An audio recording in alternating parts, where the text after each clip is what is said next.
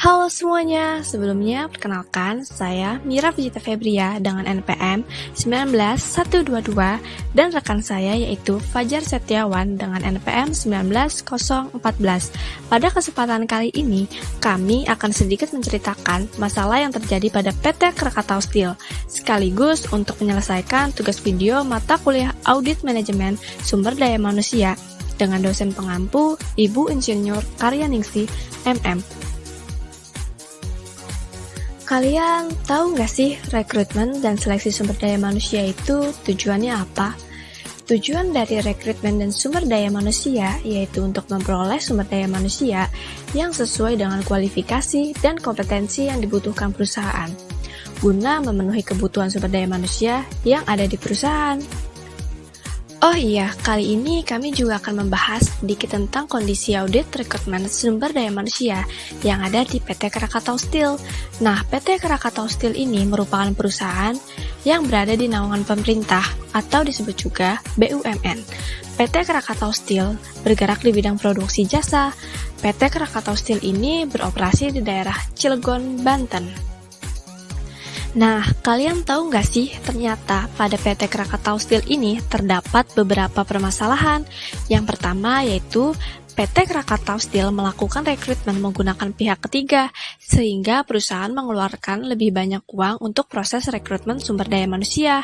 Lalu permasalahan yang kedua yaitu pada proses seleksi karyawan, PT Krakatau Steel menerapkan proses seleksi yang terlalu panjang sehingga membutuhkan waktu yang relatif lebih lama bagi perusahaan dalam mendapatkan calon karyawan. Selanjutnya, kondisi yang terjadi dalam PT Krakatau Steel juga bisa dibilang sedikit tidak baik loh, karena pada proses orientasi calon karyawan, proses magang dan orientasi dilakukan dengan waktu yang relatif lama. Nah, kondisi tersebut membuat perusahaan lebih lama dalam mendapatkan karyawan tetap. Lalu, pada pemberian upah, PT Krakatau Steel dirasa terlalu tinggi dalam memberikan upah karyawan yang sedang dalam masa percobaan. Upah yang diberikan yaitu 80% dari gaji pokok karyawan tetap. Hal tersebut menghambat tujuan perusahaan sehingga dapat dikatakan proses rekrutmen pada PT Krakatau Steel tidaklah efektif. Sebagai informasi tambahan, PT Krakatau Steel menggunakan 3 kriteria dalam melakukan rekrutmen dan seleksi karyawan baru loh. Apa aja sih 3 kriteria itu? Yang pertama, undang-undang dan peraturan pemerintah. Lalu yang kedua, yaitu PKB atau Perjanjian Kerja Bersama antara perusahaan dengan Serikat Karyawan Krakatau Steel atau disingkat dengan SKKS. Yang terakhir, kriteria yang digunakan PT Krakatau Steel yaitu prosedur perusahaan dalam melaksanakan fungsi sumber daya manusianya.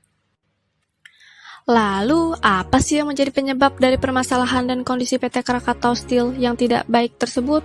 Penyebabnya yaitu rekrutmen dan seleksi sumber daya manusia mengeluarkan biaya yang terlalu besar dalam prosesnya, dan juga pada proses seleksi karyawannya membutuhkan waktu yang panjang. Akibat dari semua itu, PT Krakatau Steel membutuhkan waktu yang lama dalam mendapatkan karyawan tetap. Kesimpulan yang dapat diambil setelah semua yang terjadi adalah PT Krakatau Steel melaksanakan proses rekrutmen dengan melibatkan pihak ketiga, di mana dengan melibatkan pihak ketiga tersebut, perusahaan akan mengeluarkan biaya yang besar dalam prosesnya. Hal ini juga menghambat perusahaan dalam mewujudkan tujuan perusahaan. Perusahaan juga menetapkan tahapan seleksi yang begitu panjang, sehingga hal ini mengakibatkan perusahaan membutuhkan waktu yang lama untuk mendapatkan calon karyawannya. Proses ini juga menjadi tidak efisien dan menghambat perusahaan dalam mewujudkan tujuan perusahaan. Rekomendasi yang dapat diberikan pada PT Krakatau Steel yaitu ketika PT Krakatau Steel menghadapi situasi dan kondisi seperti ini, divisi atau bagian yang melakukan perekrutan harus memiliki sikap yang bijak dalam mengambil keputusan dan mampu mengordinasikan bagian-bagian yang berhubungan agar dapat menjalankan visi dan misi perusahaan. Nah, sekian video dari kami, kurang lebihnya mohon maaf. Terima kasih.